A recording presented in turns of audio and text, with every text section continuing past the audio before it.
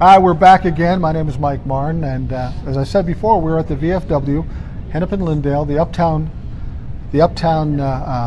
VFW.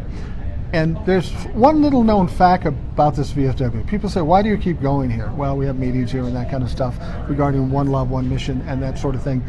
But there's one thing that brings me back, and you may not know this. I'll tell you who this is in a minute. If you don't, hold on.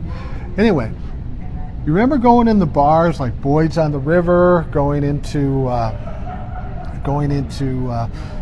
Duffy's or whatever, and you get late in the night, and there'd be this gentleman who would walk through those bars. He would have a necktie tied around his head, and he'd be selling chicken. The Chicken Man. Now, if you were in the Twin Cities and you were in the bars, you knew the Chicken Man because he had some amazing chicken wings. Well, those chicken wings are here. So if you want to relive the past and relive those great chicken wings you ate when you were stupid drunk, you can come here and do it sober, or you can do it drunk if you want to. Anyway. I did not know that. You did not know that. Well, let me put it this way. Do you know who this guy is? Well, you do because I put it up there. But if you don't know who he is, you just ain't COOL. Is it like the tie in there? Nice. This gentleman is Monte Moir. He is the charter member, original member of the coolest, funkiest group in the world, The Time. Some of you know him out there because he grew up with us. Some of you know him from the music, from the whole era. And Monte is still playing and doing some amazing things, and we're going to talk about it for a second. But I wanted to do one thing just to make you feel at home. See that? We got a mirror for Monte, and Monte looks perplexed. You know why? Wrong guy. Wrong guy. Nice idea, though. Nice idea. I should just say, somebody take away my mirror. Anyway, Monte, you're still playing with The Time. Where did you get that mirror from? Out of my pocket. I went to a dollar store and bought the damn thing. Is that right? Yeah, Really? Now you got props? I got props and production costs. I'm getting more impressed by you by the day. I have to say, Monte and I grew up across the street from one another. We've known each other a long time. He's a couple years older. And let me ask you this. You end up in the group The Time. You an amazing musician, but still, you found yourself, you grew up where I grew up. You found yourself in the middle, at the pinnacle of black music in Minneapolis.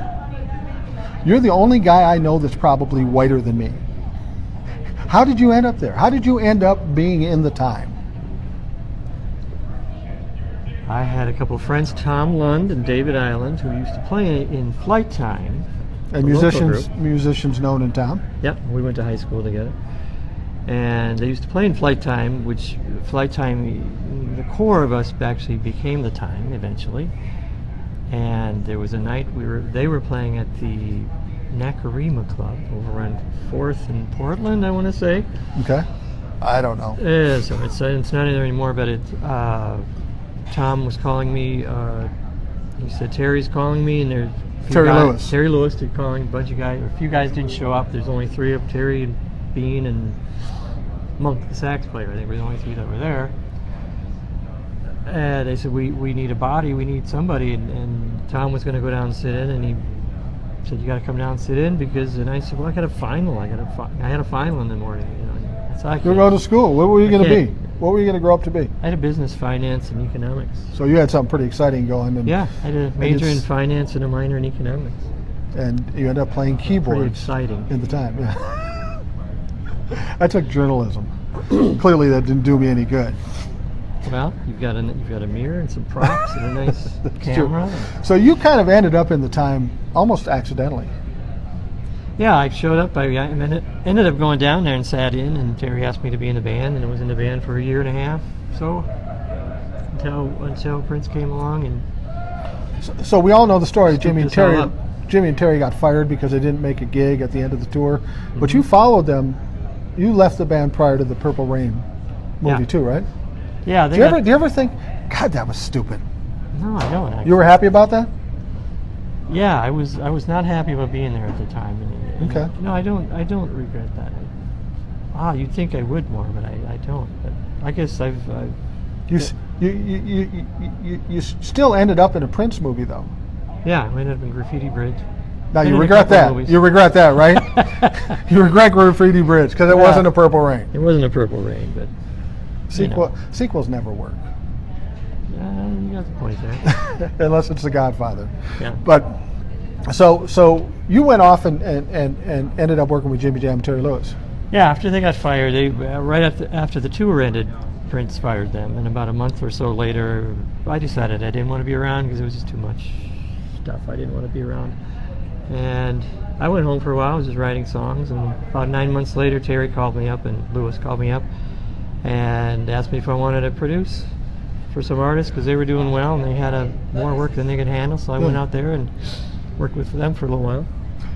And what some people may not know about Monte, they know he's been in the time and they know he's done a lot of stuff. But you happened to write a couple hits when you spent that short time with Jam and Lewis, right? Legitimate top 40 hits. Yeah. And what were they? Pleasure Principle for Janet Jackson, and If You're Here Tonight for Alexander O'Neill. And a few others that weren't quite as big, but more minor top 40s. Well, and Pleasure Principle was on the Control album for Janet. That did okay. That was huge. It was a huge album, and anybody who grew up in our era know that whole album. And Pleasure Principle, everybody I talk to seems to think they like that song the best, and it's a great song. And If You Were Here Tonight, I don't know how many kids were born because of that song, but I'm guessing quite a number. I've been told that. You have been told not it? kids, but I've been told things of that nature went on during that. It wasn't necessarily for procreation purposes. Right. It was more recreational. There's some recreational comments I've heard yet. So you've probably been more responsible for more people getting action than you got for yourself. Well, that could be. I think there's a strong possibility. It could be. I think there's a strong possibility. So after that, you left. You were gone from the time, and you left Jam and Lewis. Then what'd you do? Then I produced on my own for a while, for Lot over in England, right? 6-7 years at least. Where I was really busy, yeah. Just produced and write, continued to do what I did. A lot of English acts, yeah. And it went real well for a while. And as the business changed, as rap came in, the business changes, you don't have as many hits, the phone doesn't ring quite as often, and Did that ever make you nervous? I mean, your mom and dad say, get a job where you get a regular paycheck.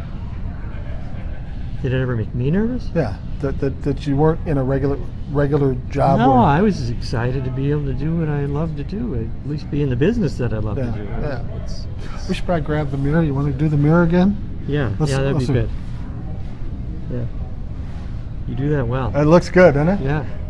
Morris is The Austin Powers. Morris is ever sick. I can't sing, but I'm in. Okay.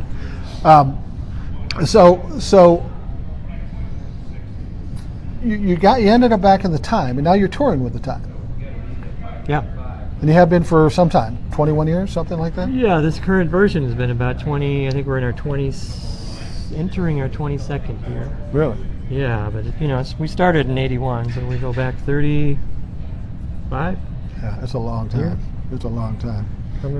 Off and on. Do you still enjoy playing the same music, or does it get tedious sometimes? It gets a little tedious, but Does it? we're all thankful to be working. That's for sure, because I know a lot of folks aren't working who are very talented in this business. Right. And it's allowed me to work on a lot of other projects, and it's been a blessing, really.